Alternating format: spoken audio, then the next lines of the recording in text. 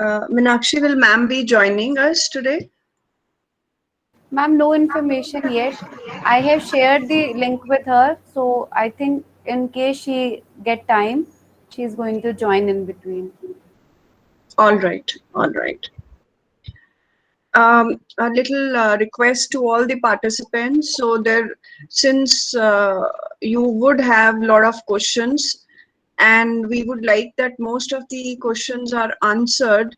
So both me and Dr. Meenakshi, we will just try to go through the questions simultaneously as they appear, and we would club the similar questions so that maximum of the questions can be answered. So please don't mind, because sometimes the questions are so similar that it's difficult for the person also to answer, and then in that scenario some people may not be answered at all. So we would be just clubbing together similar questions and putting it to Dr. Neerja.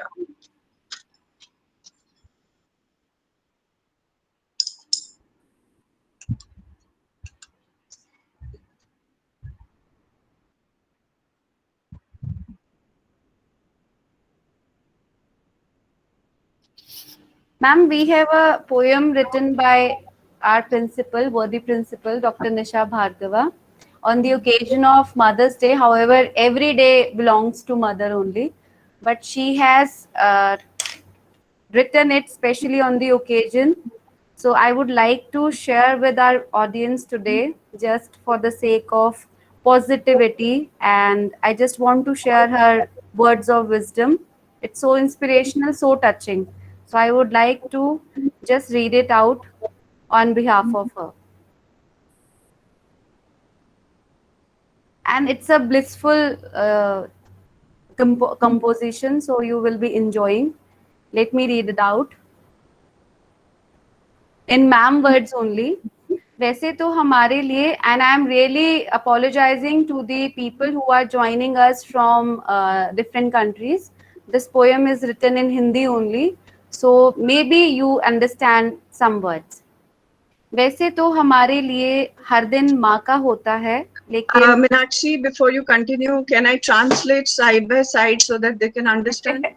Ma'am, let me finish it. You can translate all like the whole Right. composition in English. I think you are very much able to do that. All right, all right. Okay, okay. वैसे तो हमारे लिए हर दिन माँ का होता है, लेकिन पाश्चात्य सभ्यता के प्रभाव में आज हम मातृ दिवस मना रहे हैं. इसीलिए सभी आदर्श माँओं को मेरा साधुवाद एवं अभिनंदन. माँ के लिए एक कविता उन्होंने लिखी है जो प्रस्तुत है. मेरी माँ, इसका शीर्षक है मेरी माँ. जिसके दिल की मोहब्बत उसकी आंखों में रवा थी, वैसा और कोई नहीं जैसी मेरी माँ थी. मेरे हर दुख को अपने दिल में समा लेती थी. मैं कभी रूठ जाऊं तो मुझे झट से मना लेती थी. मैं जो चाहती थी वो हर बात मान लेती थी. बिना कहे मेरे दिल का राज जान लेती थी. जो मैं उनसे कहती थी किसी और से कहना नहीं आया. अब तक मुझे उनके बिना रहना नहीं आया. उसी ने जन्म दिया और जीना सिखाया मुझको. मैं जो भी हूँ उसी ने बनाया मुझे. ढूंढती रहती हूँ मैं उसको खोए हुए नज़ारों में. ढूंढती रहती हूँ मैं उसको खोए हुए नज़ारों में. शायद वो रहती है कहीं आसमां के सितारों में. वो एक फूल थी जो मुरझा के फिर न खिली. बहुत रिश्ते मिले दुनिया में, माँ मुझे तू फिर न मिली. बहुत रिश्ते मिले दुनिया में, माँ मुझे तू फिर न मिली. In the words of Nisha Bhargav. Thank you so much, ma'am. We are truly blessed to have this composition with us. Thank you so much. Over to you, Gurvinder ma'am. However, it's quite difficult to translate. So with so little time, but I just request if you can say a few words. Yeah, Meenakshi, I think we can now perhaps first begin with the session. Because I can see, at least in the chat, many questions have started already Yes, coming. ma'am. Sure, So sure, we ma'am. would like to have more time for answering the people, so that Dr. Yes, Neerja. ma'am. Yes, ma'am. Yes, ma'am. Yes, ma'am. So I extend a warm welcome to all the participants present here, and we are feeling extremely grateful, honored that people across the world have joined us in these challenging times. I welcome you on the online portal of Be a Health Manager 2021, the annual 7-day workshop series organized by Meherchand Mahajan, DAV College for Women, Sector 36A, Chandigarh. It lies in the heart of city beautiful Chandigarh. And I wish that this blissful journey of learning and growing together continue like this forever. I would like to invite now Dr. Gurvinder Kaur, the convener Skill Development Committee, to extend a warm welcome to our guest for today. Dr. Gurvinder. Thank you, Dr. Meenakshi. So we are all here to welcome Dr. Neerja Chawla. She is an MD from Delhi, and she has done diploma endoscopic surgery, New York, USA. A gold medalist, she has several distinctions to her credit. She is former consultant, Department of Gynecologist, PGI MER Chandigarh.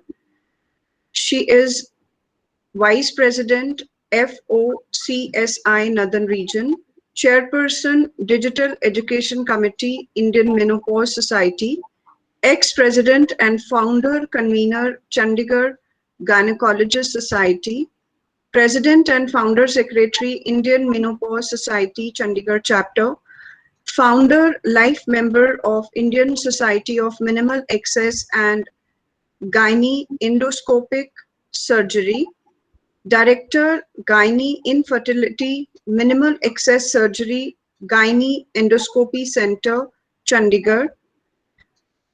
She has passion for and is one of the pioneers of endoscopic surgery in this region, and she has a lot of interest in the issues related to infertility and menopausal medicine. We welcome you, Dr. Neerja, and over to you now. Thank you. Thank you, everyone, and a very great good afternoon to everyone. If Pratiksha can allow me now to share my Yes, screen. ma'am. Sure, sure, ma'am. Sure. So I wish to thank Dr. Nisha Bhargav, the principal, and Dr. Gurvinder Kaur, the chief coordinator, Dr. Meenakshi Rana, who is the coordinator, and of MCM DAV College. And I am grateful to you for inviting me here for this third series. This is your third series of the 7-day annual workshop on healthy living and better lifestyle, and Be a Health Manager 2021. So today I'm going to speak on PCOS. Now everybody, as far as I know, is using this word as such. They are calling it PCOS. We are here to understand in very simple and basic terminology what exactly this is. So yes, so PCOS is what is the common terminology that we use nowadays. Originally it was called PCOD, where D stood for disease. So we no longer call it a disease, we call it a syndrome. P stands for poly, which means many. C, cystic, fluid-filled structures in the ovary, syndrome. A syndrome is a wide spectrum of symptoms and signs which are involving different organs. So it's not a disease of one particular organ, it's a syndrome. And why we are discussing it here in Healthy Living, it's because, see, more than 20% of it is occurring in this reproductive or younger age groups.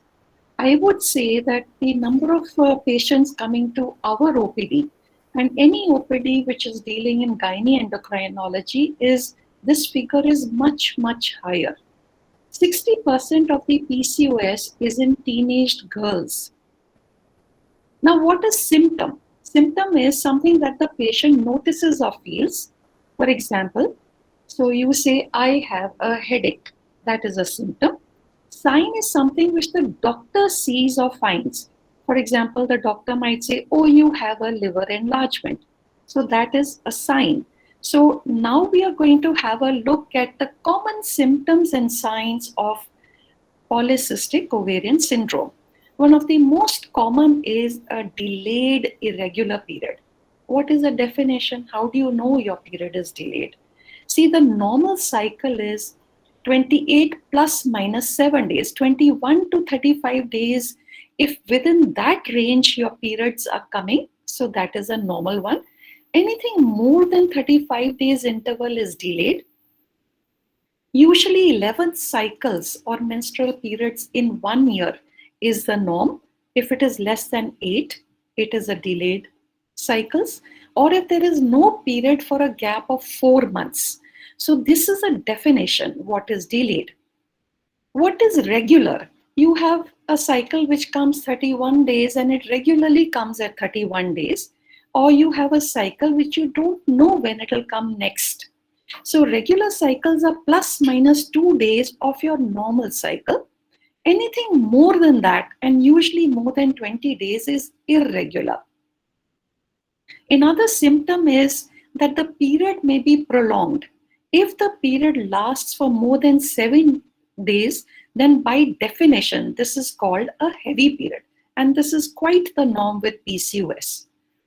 Then we have obesity and overweight. We will come to this in a short while. We will go a little bit more in detail of this. Then we have androgen excess. Androgen is the male hormones.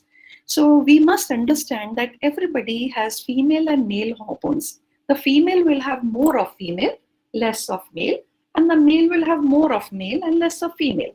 But we all have all the hormones. If a female has a predominance of male hormones, so that is a feature of PCOS. So what are these features of male hormones in a female?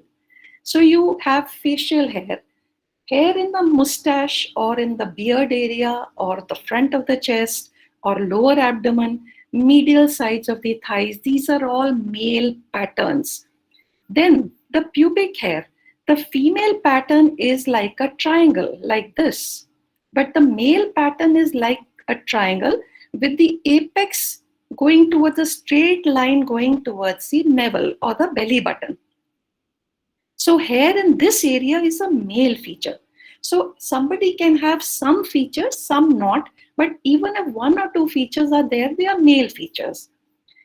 Female skins are very smooth, but male skins are acneiform and oily. There could be frontal balding. And the trunk. Trunk is the middle part of the body. See, females have an hourglass figure, but if this trunk is straight or if the midsection is bulging out or fat, it's a male feature. Many of PCOS present to us as infertility. Ma'am, I can't conceive. And then you find that the reason for her not able to conceive is PCOS. Then we have thick black velvety skin in body creases. This is so common, and you will find that, just a minute.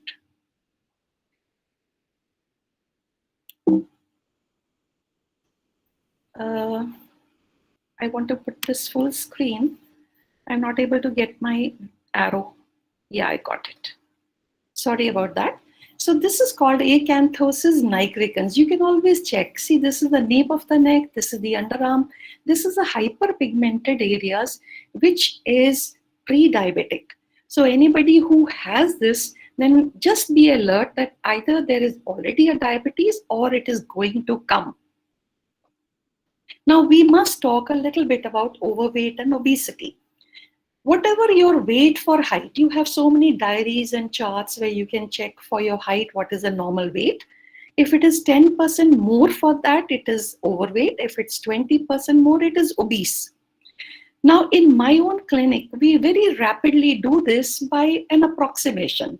And what I do generally is that if my patient is 5 feet 3 inches, I say she should be approximately 53 kilograms, and 10% increases add 5.3. And if she's more than 58.5, she's overweight. If it's 20% increase and she's more than 63.6, this is overweight and this is obese. 10% is overweight, 20 is obese.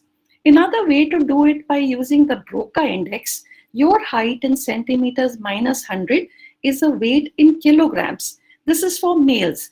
10% reduce it, and that would be the normal weight for height in a female. Body mass index is actually a gross estimate of the fat in the body. This is also known as the Quetelet index. You can actually calculate it by doing weight in kilograms divided by height in meters square. And you can have these various values for this. I'm not going to read this. What I want to point out to you is that in India, the overweight value is more than 23 BMI and obese is more than 25. Why are these two values lower than in the Western world? Because our research has found that even at lower weights and lower BMI, Indian populations and Asian Indians and Asians for that matter, they have a similar rate of complications or problems as with higher BMI in the Western world. Now, weight is one issue and body mass index is one issue.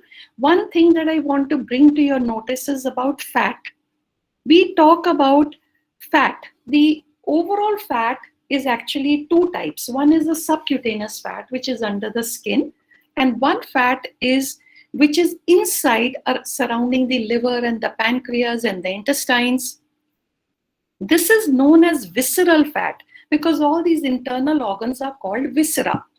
Now, it is this visceral fat which is the culprit because it is metabolically more active. What does that mean? It means that there is higher chances of having insulin problems and diabetes and lipid and blood pressures, higher the visceral fat. Now, how can you find out how much visceral fat does a person have? You can do it indirectly by doing an MRI, or you can do a waist circumference. By this, you get a size of the waist. Now, 10% of the total fat will be visceral fat. So if a person is fat, then remember that her visceral fat will also be much more. The standards for women is waist circumference, it should be less than 80 centimeters, and waist hip ratio should be less than 0.81. Now here I have written apple shaped. Understand the concept of this apple shape. Apple is the central part or the mid part of the trunk. If this is ballooned out like this, it's like an apple. This is the highest risk for complications in the people. Then we have, on the other hand, we have what is called as pear-shaped. Pear-shaped is like this, that the hips, the buttocks, the thighs, they are fat. You will notice that it is actually women who are pear-shaped, and this has been taken as a sign of great fertility. But if a person is obese, then if she has more weight, whether she's apple-shaped or pear-shaped, it doesn't matter. That she is obese, that matters. And why is overweight and obesity so important for us in today's discussion is that 70 to 80% of the PCOS patients are overweight or obese. I've made this a little line diagram, and I can assure you that even young patients as young as 14 years of age are able to understand this. It is so important. It's an understanding of you yourself. Now look, the first day of the period is known as day 1. In a normal 28-day cycle, this will be day 28 or the day 1 of next cycle. At the center of it is the release of the egg. This is around day 12 to 14. The time period from this release of the egg to this period, which is going to come, is fixed at 14 days. Now, if this egg release is delayed by say 1 week, then this period which is going to come will be delayed by 1 week. If this is delayed by 2 weeks, this will be delayed by 2 weeks. And if this egg release doesn't happen at all, then when will the next period come? It'll come here, here, here, here, here, here, or even statistically here, which means it's a delayed and irregular cycle. So delayed and irregular cycles are controlled by the ovulation. Have a look here. The first part of the menstrual cycle, the hormone is estrogen. Don't learn this, you don't have to, just flow with my voice. So the first half of the cycle, you have a hormone estrogen, and once the egg is released, the hormone produces progesterone. But if egg release has not happened, then this progesterone is not produced. If estrogen is acting like this, progesterone is acting like this, it is balancing it. But you remove the progesterone, the patient will become estrogen dominant. And why do we have a problem with estrogen dominance is that it acts directly on the uterus and thickens the lining of the uterus.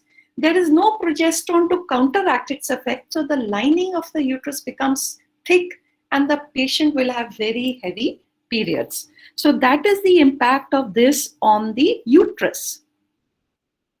So here you can see a magnified view of the ovary. This follicle which contains this egg is growing,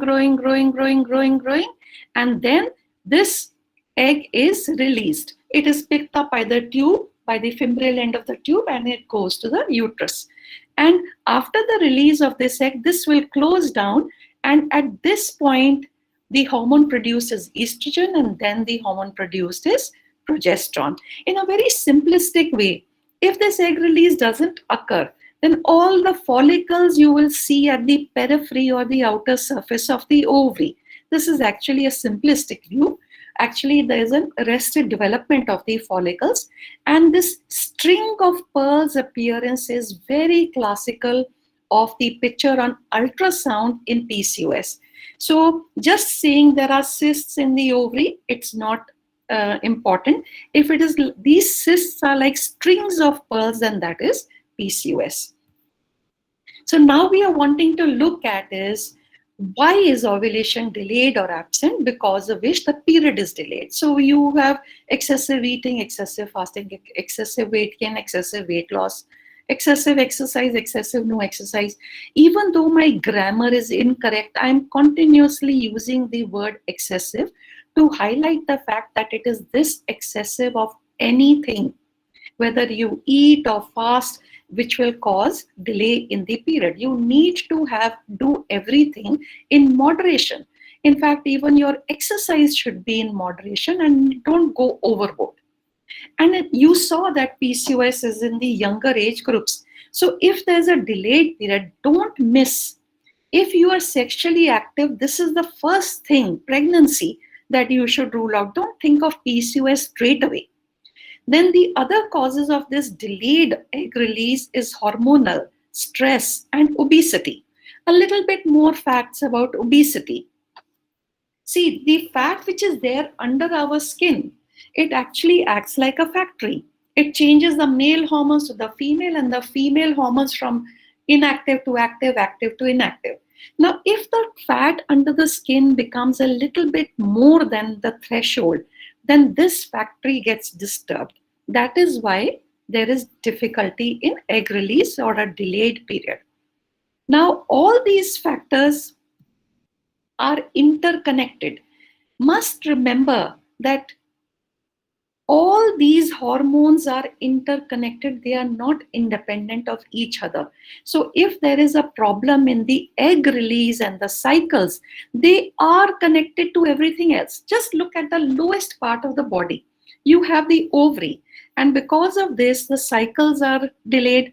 Now, right above that, you have the kidneys with the adrenal cortex, which produces the male hormones. Then above that, you have the pancreas with the islets of Langerhans, which control the sugar and diabetes. Then in the area of the neck, you have the thyroid, which controls blood pressures and obesity. So these glands are all interconnected to each other and control each other by short and long loops, like this or like this. But who controls all these glands? These glands are controlled by the master gland, which is the pituitary. So this pituitary is in this area. So this is the pituitary and this is the master gland. But who controls the master gland? Somebody has to control that, and that is the hippocampus and the hypothalamus, which are higher centers of the brain, which are directly connected to stress. So you are controlling your polycystic ovarian syndrome. This is very important concept to understand. So who are the people who are at more risk? Those who have a family history of polycystic ovarian syndrome.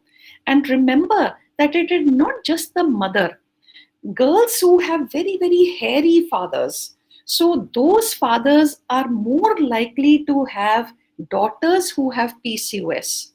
Then this is a combination not only of your genes, but your metabolism and inflammatory processes caused by certain hormones. At this point of time, you must understand a little bit about insulin, because we all are very intelligent people and we need to understand these issues to take control of ourselves. See, insulin is the hormone which is responsible for pushing the glucose from the blood inside the cells.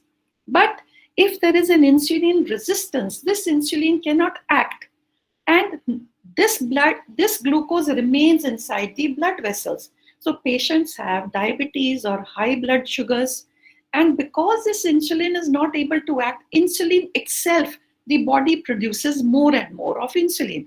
So there is hyper levels of sugars and hyper levels of insulin, and insulin is the one which drives the male hormones, and all this is connected to obesity. So when do we say that a person has polycystic ovarian syndrome? There are many, many definitions of it, but what we generally follow in our OPD is the Rotterdam criteria, which says 2 out of these 3. So a delayed period, excess of male features, and polycystic ovaries on ultrasound. Any 2 of these, and that patient is diagnosed with the label PCOS. So what is it that we do? Don't get frightened by all these things. We do very simple clinical examination, anthropometry, measuring heights, weights, blood pressures, and things like that. And very simple checking of acanthosis nigricans at the nape of the neck, any male features of the hair, and whether there's breast discharge, because prolactin responsible for the breast discharge is coming from the pituitary. So we are trying to identify which of the various, that spectrum of hormonal glands are involved. And the tests are very simple. And some of these advanced tests we do in special cases, like there is excessive hair or a patient wants pregnancy, then we want to check whether her ovarian reserve is good enough. So these are special tests. And why should you treat PCOS? See, in the 80s, we used to say, this is actually true. We actually used to tell people that as long as you don't want to have a pregnancy, there is no need to treat it.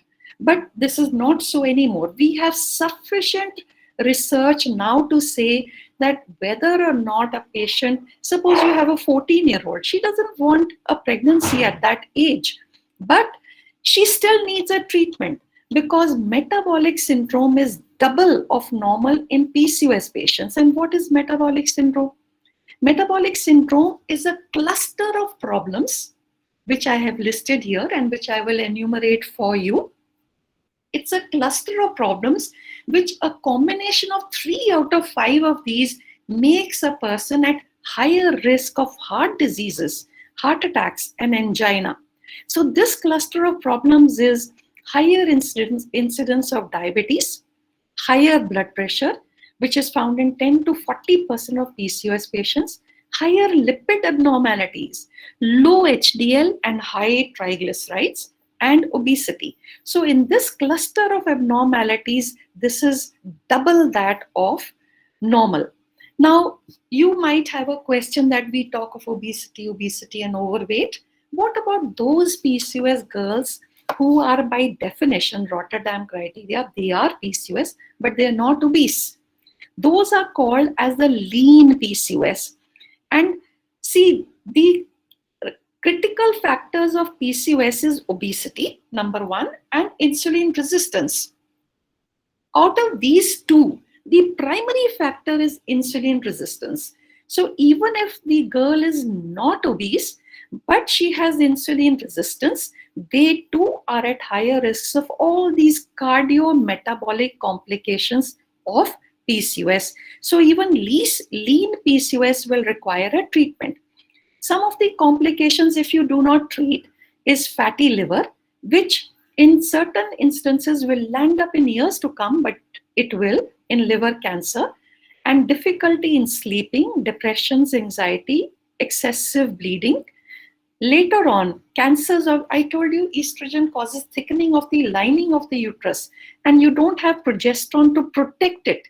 So the cancers of the lining of the uterus are common, as well as some complications in pregnancy. So don't ignore PCOS, because you can prevent the complications and you can reverse the symptoms. So then what is the treatment? There is no treatment, there is no cure. Actually, that is the correct word.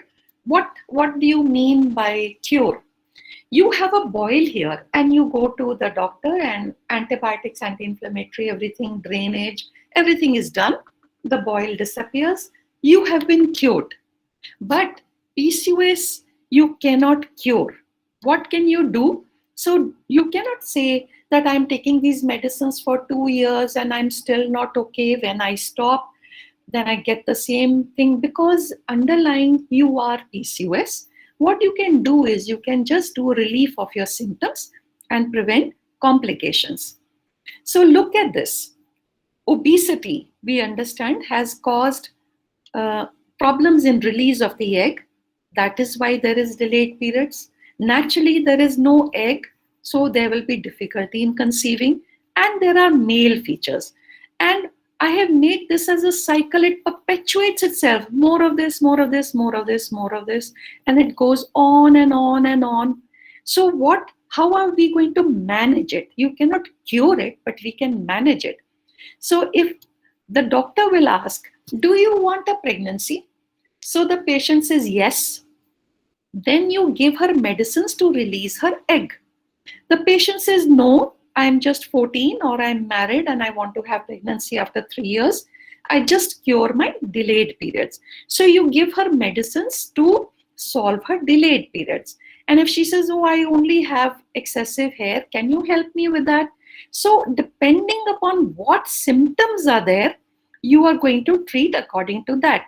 But the backbone of all this is lifestyle modifications and management of obesity, because your doctor will help you with this, but you have to help yourself with this. If you can break 1 or 2 links in this chain, then this entire thing can reverse by itself. And if the patient wants a pregnancy, so you can help her in that. Delayed periods, the treatment or the management is with oral contraceptive pills, which have great advantages. And if there is problem in infertility, you must treat the associated conditions and male features also. So we come to this point that the key to the management of PCOS is lifestyle modification. That is the first thing to do. It is superior to any drug alone. So first you do that. If you're not able to solve it, then you go on to medicines. But if you are on certain medicines, you will need to add lifestyle modifications to that. Now, there are 2 ways that we go about these lifestyle modifications in PCOS, and one is weight loss and one is stress management. As far as weight loss is concerned, how much? So the answer is just small amount, 5% of whatever you are at this moment of time. You are 70 kilograms and 5% is 3.5 kilograms. So reduce only that. These are achievable targets. Once you have achieved that, then you try and make your weight 10 to 20% of whatever you were and maintain it at that. How? One way to do is this we call as DCR, decreased calorie reductions. So 500 calories per day, if you decrease, you calculate from the internet how much you are taking in a day. See where you can reduce 500 calories. If you just do this, then 1 kilogram of weight loss happens in 17 days. Smaller plates, smaller portions, no second helpings. We have a lot of questions about special diets. Keto diet, modified Atkins diet, paleo diet, Newcastle diet, Mediterranean diet. What we found was that none of these diets are superior to intermittent fasting, which can be done in several ways. One is alternate day fast, where you can do 4-3, you fast for 4 and you eat for 3, or you can do 5-2. You can do modified alternate day fasting. That means on the day you're fasting, you can take 500 calories, but only if you're following the modified alternate day fast. You can do 1 meal a day. That is also a way of intermittent fasting. Or the best method is time restricted feeding, which you can fast for 14 hours and eat for 10 hours. That is something you can begin with, but the best is to do 16-18. So you fast for 16 hours. So suppose you have had your dinner. Now, the very important part of this is that most of us actually will fast in the morning hours. I want to warn you against that, because this works only if the fasting is in the late evening at night and night. So if you have had your last meal at sundown, say around 6 o'clock, so by 8 o'clock next morning, you have already covered 14 hours of fasting. So you can eat. Or 10 o'clock if you eat, then you have made it 16 hours of fasting. But in those durations when you are feeding, you can eat n number of calories. You don't have to restrict on your calorie intake during your feeding time. More details of this, I would recommend that you go to my own talk on YouTube under my name. And the same talk has been uploaded on the official channel of the Indian Menopause Society. Check it out, because you will get some information on how to decrease your weight. Then another way is to change your diet, take more of complex carbohydrates, more of fiber. And one way, I have underlined this, because what we have done is change the macronutrients, decrease the carbohydrates, increase the protein from 15 to 20. Fat remains the same, because you need a certain satiety level, and you cannot eliminate fats because there are so many fat-soluble vitamins that you need. Diet is the most important component of weight loss programs. 80% of your weight loss should be focused on diet, 20% by exercise. You cannot exercise out of a large and healthy American style diet. So exercise alone will not work. When you do exercise alone, weight loss is less. So combine both. But weight loss, exercise will help you in insulin resistance and improve reproductive outcomes. Which exercise? So you have aerobic, which is cardio or endurance. And if you combine this with resistance exercises, that is working best, not this alone or this alone. So you need to combine both aerobic and strength training to decrease insulin resistance. Also increase your balance and stability and flexibility by stretches. So do all 4 types of exercises to improve your own compliance and your interest. Otherwise, you will feel a little bored by doing just one type. And this combination you can get in yoga. What we also found was that yoga has a higher potential as compared to traditional exercise programs in improving all these factors, as well as improving the hormones and sustaining them, and also impact on the insulin resistance and mood and emotions. Stress management, one of the best ways is to do Yog Nidra, that is yogic sleep. And one of my most favorites on YouTube is the one by Nandan Gautam, meditation of any kind and music. Just remember, as I have mentioned earlier, that even the thin PCOS will benefit from an isocaloric diet so that they do not increase weight, and exercise and stress management in the management of their own PCOS. So to summarize, PCOS is a very common condition, especially in the younger people. For diagnosis, you need 2 out of these 3 for it to be called PCOS: delayed ovulation and periods, male features, polycystic ovaries on ultrasound. It is a combination of genetic and environmental factors. Fathers too can give PCOS to their daughters. It is a metabolic syndrome associated with obesity, especially this kind of apple-shaped truncal fat, abnormal sugars, blood pressure, abnormal lipids, lower HDL, increased triglycerides. So 3 out of 5 of these parameters will define this as a metabolic syndrome. There are risks, so you need to treat, don't ignore it. There is no cure, but your symptoms are reversible, and your medicines will be according to your desires, what exactly you want to achieve.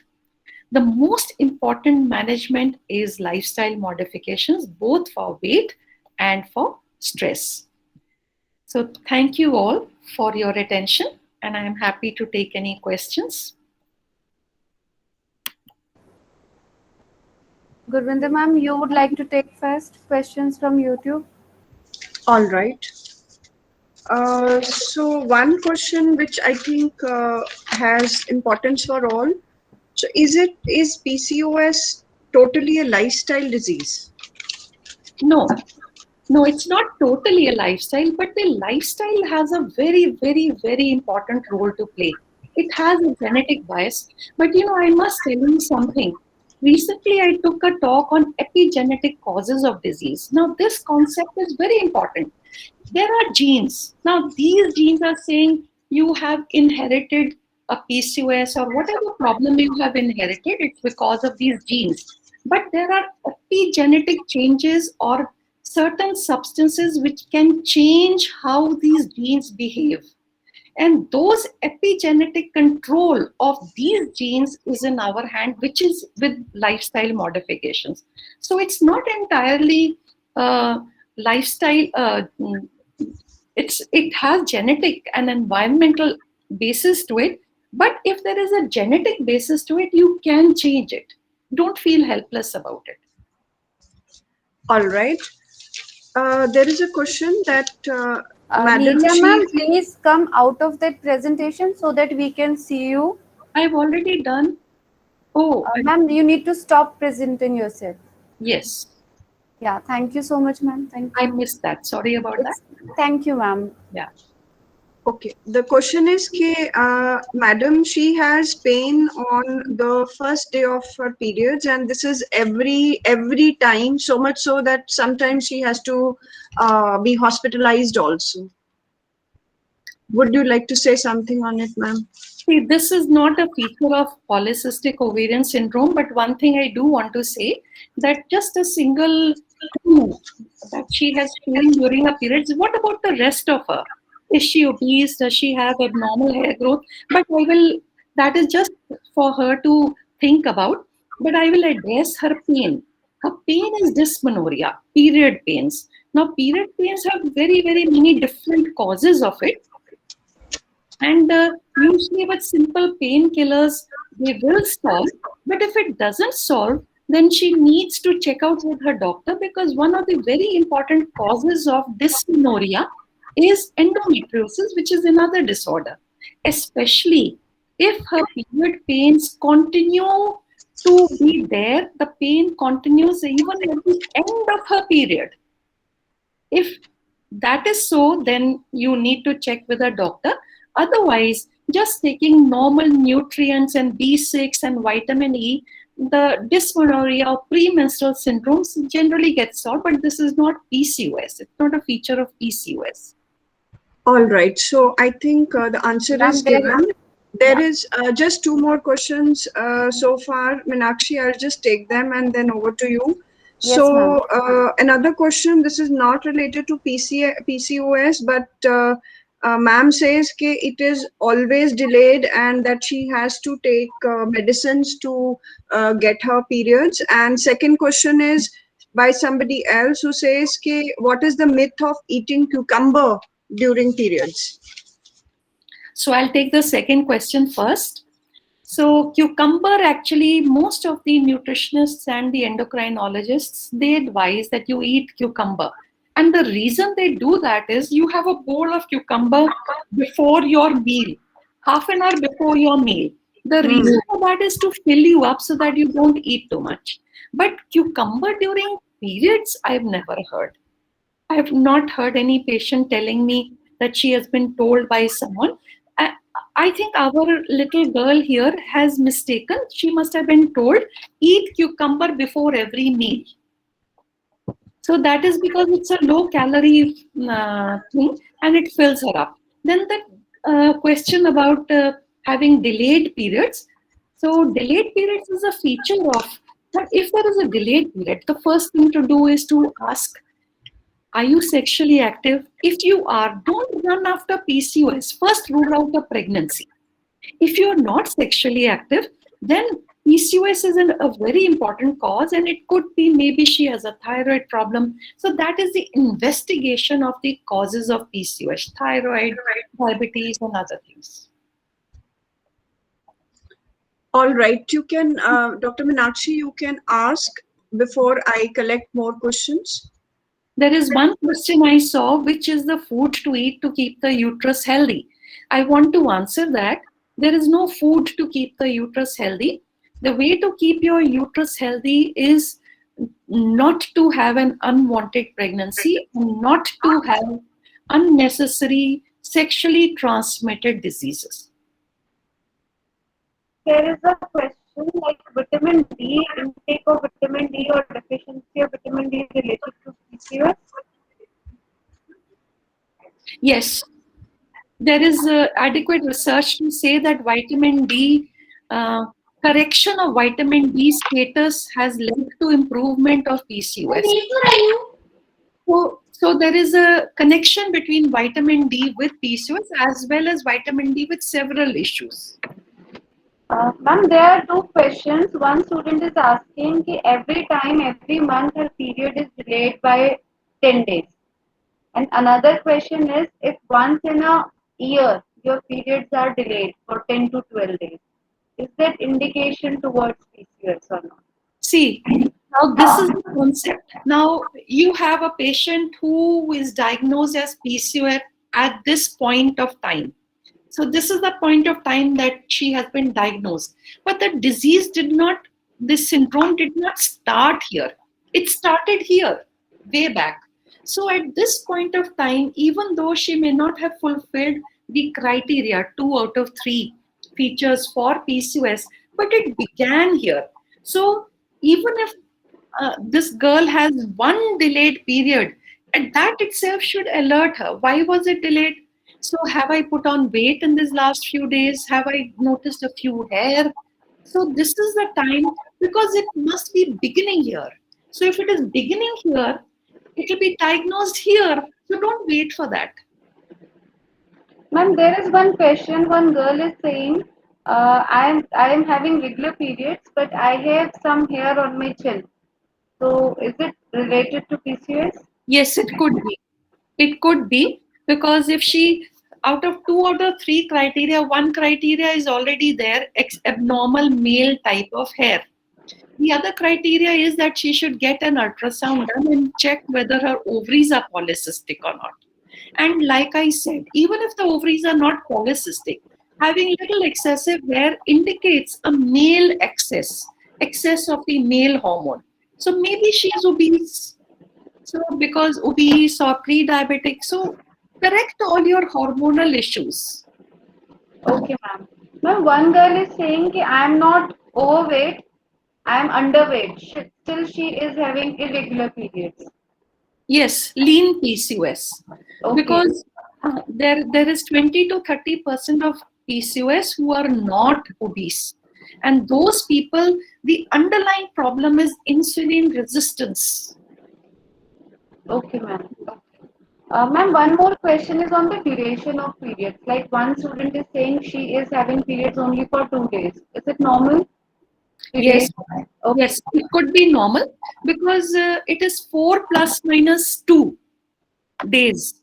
The duration of period is 4 plus minus 2. So from 2 days to 6 days is a normal flow. So say 2 tablespoons, 2 spoons up to 4 tablespoons is normal. All right, ma'am. So, Vinda ma'am, you would like to take up any question? Yes, there are 3 more questions. So one is there any vaccine that can help the girls that they don't have this problem in future? Like we have vaccines for other things that we can prevent. So is there a vaccine for this? Vaccines are generally for viral infections. So because for viral infections, if you take a vaccine, then you can improve you're protected when you have it. But this doesn't have a viral or a bacterial cause. So there is no vaccine for this, but a connected thing is vaccine for cancer cervix. So it is this age group, 9 years to 26 years is the best time to take the cancer cervix vaccine. Would it now this is something I am asking, would it in any way interfere with their reproduction capability, the vaccine? No, not at all. All right. The second question, ma'am, is how does sleep affect PCOS? PCOS affects the sleep. All right. Yes, I understand what this girl has said. See, most of us, what we are doing is we are night birds. So night birds is we are sleeping very late, and because there becomes a long gap between the dinner and the sleep time, you're hungry again and you're eating. Now, the principles of intermittent fasting and weight loss programs is that after sundown or 7 p.m. or whatever, don't eat. So when you are sleeping late, you're eating more, and your whole metabolism, like your metabolism is geared by the melatonin and the sunlight. So you have changed that. So if you have abnormal sleep patterns, I think all hormonal problems do occur more frequently. All right. There is one case, periods, they come regularly, but after 3 months. So is it a cause of worry? Like it is regular, but only after 3 months? No, anything which is more than 20 days is irregular. Okay, that means another question related is twice a month, periods twice a month, but only for 6 months during the year. Twice a month, and for 6 months she doesn't get periods. Let me ask, because she says this is what she has said. Meenakshi, you can continue while I get some input on this question. Yes, ma'am. One important question is there, Neecha ma'am. One student is saying her sister is 15 years of age and still not having periods. Is that normal? Does the sister have the other sexual attributes? What are the other secondary sex characters? She is overweight. Ma'am, she has mentioned she is overweight also. So she should decrease her weight. Maybe she is indicating she is overweight, still not having periods, and 15 years of age. So I'll tell you one thing. Like often we have looked into the question, what determines when will the first period come? So the determinant of that is actually the weight. So when a girl child reaches 35 kilograms of weight, this is a concept that we have, may not be very true, but 35 kilograms of weight, then her period is about to come. So overweight, it could be that she should have had period because she's there. But what I want to know is, what are her secondary sex characters? Does she have development of breasts? Does she have axillary hair? Does she have pubic hair? So if her other sexual characters are undeveloped, we call it sexually infantile. like a child, then definitely after 14 years of age, you should do. But if secondary sex characters are there, then you can wait till 16 years of age, but then reduce her weight because Okay, she will ma'am. be hypothyroid. Yes, ma'am. When one student is saying that her periods continue to 2 weeks duration. That is heavy period. So this answer will come that suppose 2 weeks her period has what, how much delay was it before it started? Was it delayed? So And because, she has not mentioned yeah, yeah. see, if that period is delayed, like in polycystic, there's no egg release. So it's a delayed period and it is estrogen dominant. Estrogen will cause increase of thickness of the lining of the uterus. So whenever that breakthrough comes, at that point the period is bound to be very heavy. So isolated a heavy period, it has to be looked what are her cycles like. Yes, ma'am. Ma'am, usually it occurs one student is asking again and again, like if she missed period or if the periods are delayed for some time, so she is going to have heavy periods after that. Not Con- always, not always. Because most of the people with delayed periods are estrogen dominant. So estrogen dominant people will have heavy periods. But in some people, just understand what I'm going to say. You remember that diagram I showed you about that ovary? So as it's developing. Now, in case as it is developing, if it is not developing well, then estrogen itself may not be produced enough. So polycystic, a small percentage of them are estrogen deficient. Those people will have scanty periods. Yes, ma'am. Ma'am, there is one question for or use of menstrual cup. Is it safe to use? Yes, Okay, very hygienic and safe. right, ma'am. Gurvinder ma'am, would you like to take up a question? Yes, Meenakshi. Dr. Nija, there is another question. Okay, how to deal with mood swings or bouts of depression for a person having PCOS? I think depression and mood swings is actually part of the self-image which PCOS patients have. So any problem that a patient at this young age group, whatever her problem, the problem is delayed periods or acne or hair, it's a question of self-image. I think all such people, the best cure is go out and exercise. Exercise is a very, very a good mood elevator. I'm very glad, Dr. Nija, that you have mentioned it. And as Dr. Meenakshi knows, we have been talking about it, or especially since the last 1 year, we have been telling our girls to be, away from the screen and being engaged in something. And in fact, we are going to talk about it. I only will be taking that session, perhaps how maintaining or being close to nature, growing something in your garden can be therapeutic. Yes. So I'm very glad that you have also mentioned that going outdoor is really important for all kinds of issues that we might be having. Yes. Yes, Meenakshi. Ma'am, two questions are there. First is a student is saying, okay, my sister is 27 years old. When she about to get her periods of the month, her skin breaks out. She got lot of pimples. Is it normal or something to worry about? I think you have already mentioned about it. No, this is Okay. directly connected to the onset of periods, and this is known as menstrual acne. So sometimes in some people, the oral contraceptive pills they help. See, it's very logical. Estrogen and progesterone are there in the body at this level. The egg which was released was not fertilized. There is no pregnancy. So the estrogen progesterone levels they start falling. As they fall, in 2 to 3 days time, the period will come.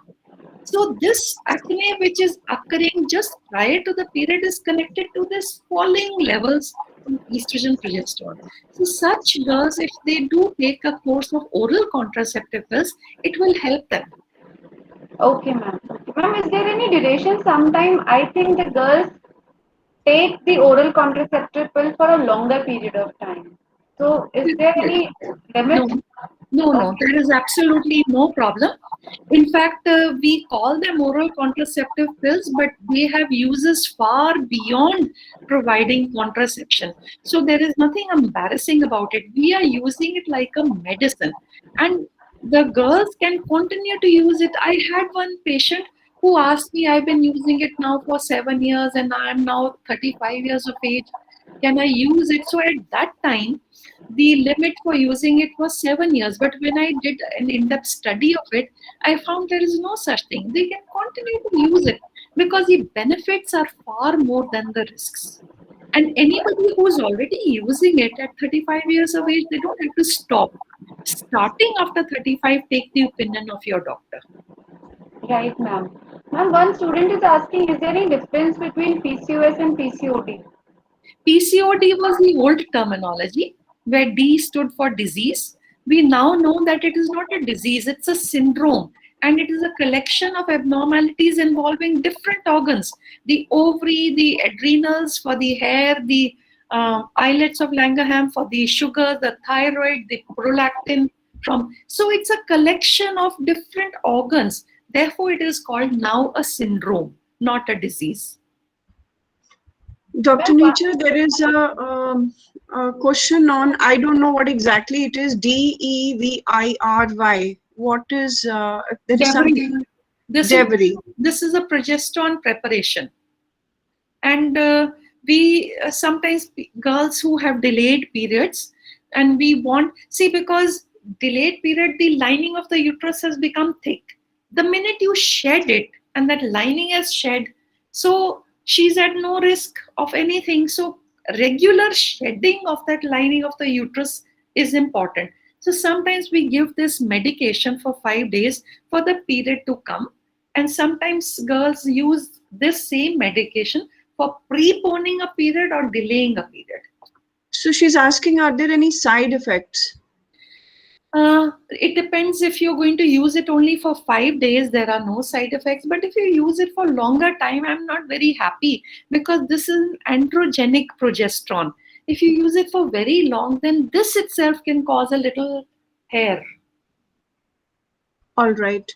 There is one person who is saying she has rather shared her suggestion. I used to have papaya before my periods for the past few months. It has helped me out of the problem of delayed period. Is it a myth or a fact? I think it's a myth. Scientific things should be reproducible, and they should have some kind of a proof. So if anybody says anything, you give papaya to your sister or somebody and see if it works the same way. So it should be reproducible, and many of these have a placebo effect. 50% of our diseases are cured by placebo. Doctor says, "Aap bilkul theek ho jaoge." Patient is cured. Kuch kiya to nahi. We didn't do anything. It's a placebo effect. It could be that. I have not heard of any connection. All right. Yes, Meenakshi. Ma'am, there is a question. I was finding it where it was. I think many people wanted to ask, ma'am, first question is they do have lots of body ache during the periods. So what they should do on a regular basis? Like it is very common practice that they have painkiller. So is it safe to have painkiller each and every time when they are experiencing severe pain? And secondly, one student was asking that even I couldn't I have to lie down. I couldn't I couldn't work properly also. Yeah. One thing that I will tell you, I always like to give analogies. You have a cramp in the leg, for example, calf muscles. How do you cure that? Now this is the foot. If you turn your foot towards the ground, so then what happens is the calf muscles, you have contracted them. Your cramp of your calf muscles will worsen. But if you put your foot like this towards the sky and backwards towards your head, you have stretched this muscle. So when you stretch this, you have relieved the spasm. It is a spasm which has caused the pain. So same is true for dysmenorrhea and other body aches and pains. Whenever there's dysmenorrhea or period pains for that matter, the whole system gets cramped. So you can help it by really by taking say a hot water bottle. You can, stretch it out. You stretch out your cramp. You do some stretches, do some exercise, release that cramp from that area. Drink lots and lots of water. If you need to drink a few electrolytes, balance your electrolytes. If you feel that little, you can take an ORS at that time.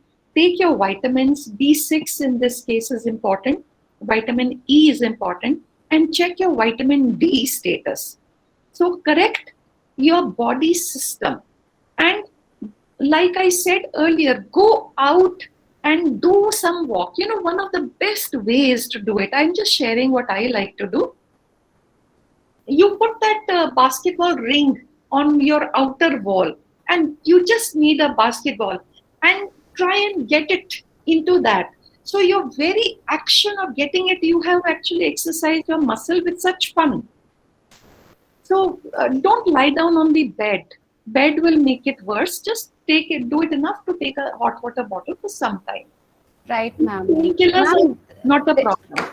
Usually, ma'am, students prefer to take a break instead of doing what you are prescribing. However, me and Gurvinder ma'am are constantly after them that please involve yourself, go closer to nature. Even I remember, Gurvinder ma'am, when you were suggesting that please walk on the grass. You are going to get the energy from the earth. So I hope students are going to listen. Ma'am, 2 myths. Students want to ask regarding 2 myths. Whether they should wash their hair during the menstruation and whether they can have a bath also. Now this is, however, you please carry on, but I want to say this is, I mean, hygiene is the most important thing to maintain in menstruation, I guess. I will also share one thing with them. People like to control other people, and they find different innovative ways of control. And women, they want to control them all the time. So don't have a bath on this day and don't wash your hair on this day. Don't cut your nails on a Tuesday or a Thursday. These are all mechanisms of manipulative control. Understand that. There is no scientific basis for it. If I may add a little here, Dr. Nirja, yes, definitely I understand this theory. But I also have, whatever I have read, it may also be the case ki, at that time when there was no electricity and when there was, only natural light to fall back on, maybe our ancestors put these small ground rules ke chalo, people will listen to it ki raat ko kangi nahi karni hai, raat ko nails nahi kaatne hai, because us samay maybe there was a need, sometimes rituals come out of a need at that particular time, which has no relevance later on. So yes, whatever these myths, we need to talk about them, and if they are not relevant, we need to just give them up, but sometimes they might be still relevant.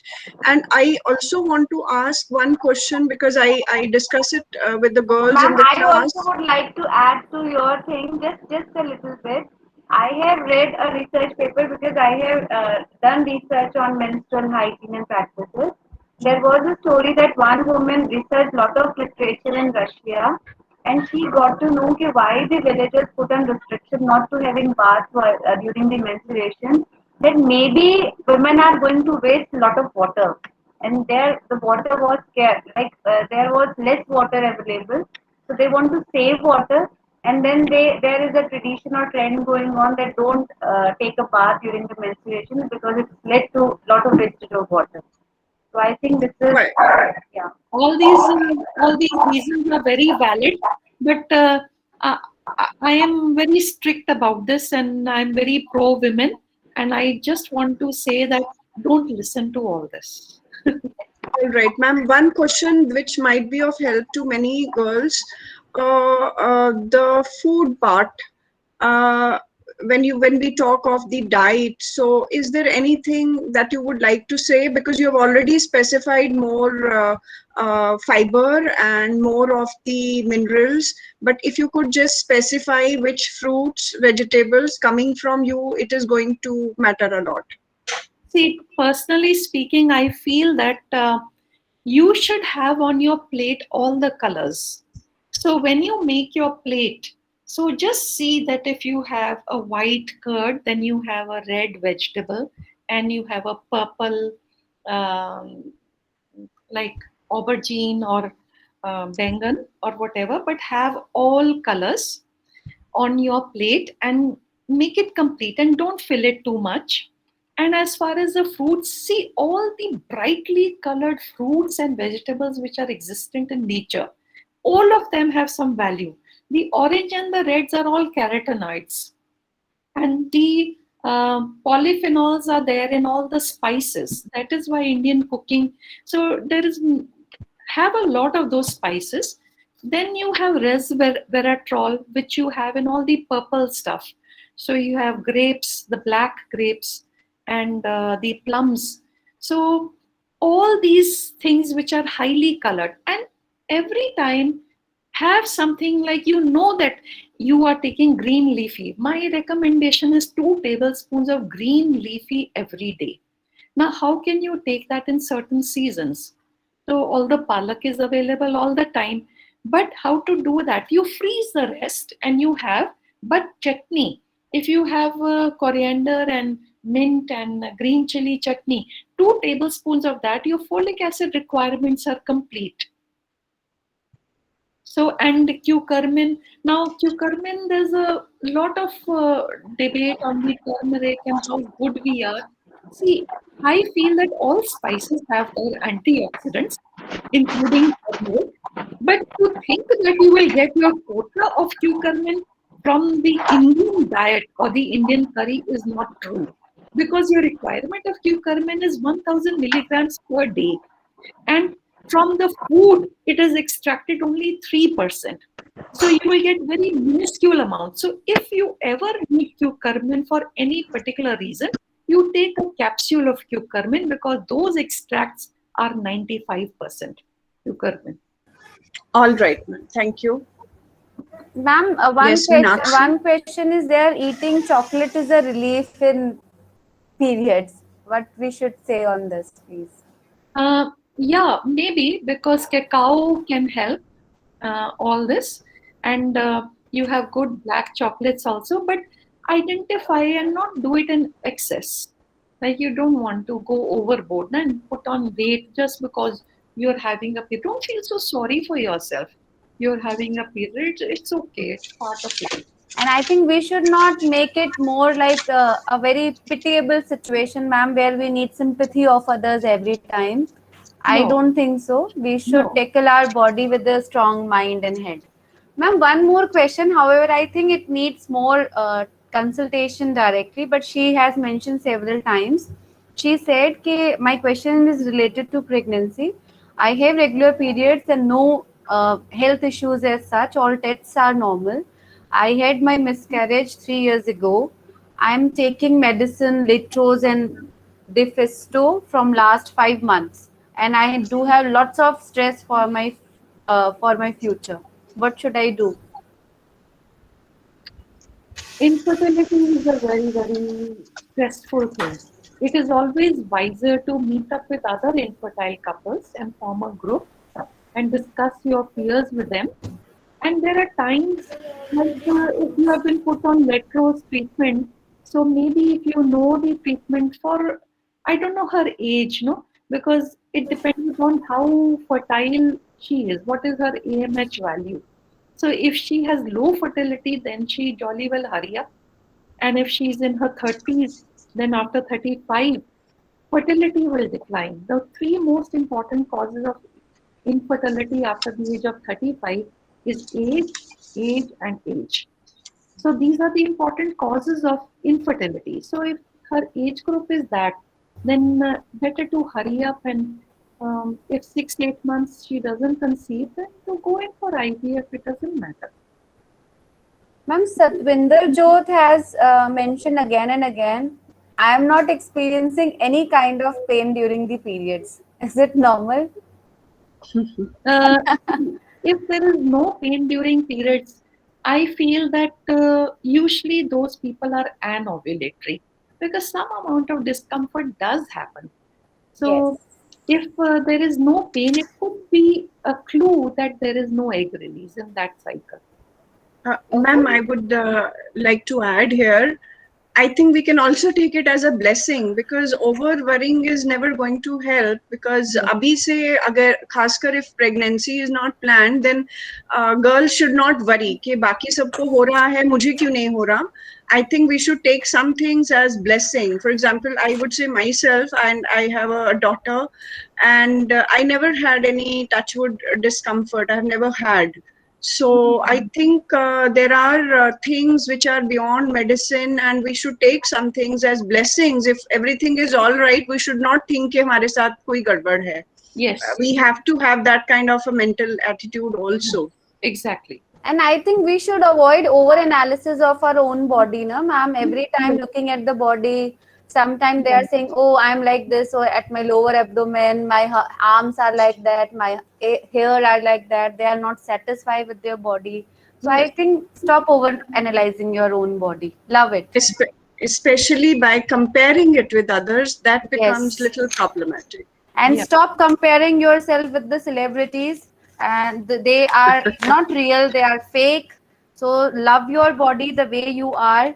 And like Neerja ma'am is glowing, her daughter is also glowing. You met her yesterday, Dr. Parul Chawla Gupta ma'am. She is the daughter of Dr. Neerja.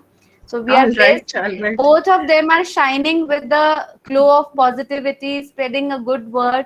So this is the mantra to follow in the life, right, ma'am? Yeah. So I think, ma'am, we have took all the relevant questions from the meet. Now you tell from the YouTube.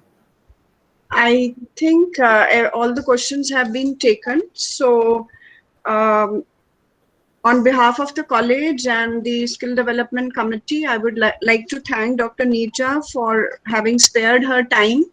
And as Dr. Meenakshi said, you know, the whole persona, the radiating persona itself, your presence itself, ma'am, has been very pleasant.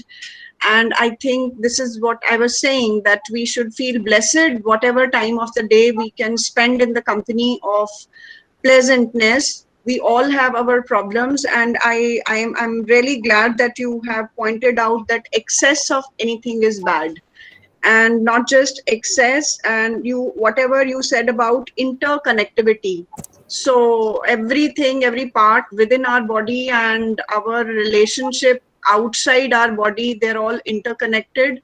So therefore the relationship between thoughts and what we undergo, and of course you mentioning the traditional science of India, yoga, I think we all are now by and large aware of these things, and we should try to form it as a part of our daily life, whatever we can, in whatever little way we can. So once again, thank you so much, Dr. Neerja, for being with us. And Ma'am, only one question she has requested. This is the last question. She is saying, all right. Riya, she has missed her period only for 1 month. Is it a very big problem? No, like I said, that missing period for 1 month, as long as you're not sexually active, because you know, girls, it is directly connected to the stress. So maybe there was some exam there, it could be stress related. If it repeats and comes again and again, then you think about it. Otherwise, Right, you just ma'am. let it go. Right, ma'am. Right. Thank you so much, ma'am. Thank you. Yes, ma'am. Gurvinder, ma'am. Sorry to interrupt in between. No, it's perfectly fine. So I think we have come to an end of this wonderful session, Dr. Neerja. So thank you so much. And we hope to meet and have more of your knowledge sometimes in future. Thank you so much. Thank you so much. Thank you, Gurvinder, ma'am. Thank you, yes, Shabnam. a photograph, Meenakshi. Yeah, ma'am. we missed Yes, it. yes. So Please I turn on request. your cameras, girls, with a big smile. No more over analysis on your body. Just smile and enjoy whatever you want to do sometimes. It's always like, oh, should I take this cup of tea or not? Should I eat this bite of chocolate or not? Don't do overthinking. Just enjoy the life. It is a blessing. Turn on your cameras, all of you. Reni, you also come. My son was also learning about PCOS. Okay, we will take a picture. All Like right. this. It's very essential, I think, for Say boys hi. also to have a knowledge. I think you agree, Dr. Nirja, to Yes, absolutely. have a knowledge of what their Yeah. better half or other female members of the family are facing. They And would be better members of the family. we are not here just to do Beti Padhao. We are here also to do Beta Bhi Padhao. Exactly. Thank you, ma'am. You are like a family to us, and we will keep calling you again and again. Thank you so much. Thank you, Shapna. Most And thank you all the participants for being there, and we look forward to having you in the other sessions as well. Thank you so much. Thank you, Dr. Preeti, for being there. Such a wonderful support on the YouTube. Thank you, everyone. Thank you, all the student coordinators. Thank you. Bye bye. See you tomorrow. Thank you, ma'am. Thank you. Bye. Thank you, ma'am. Welcome.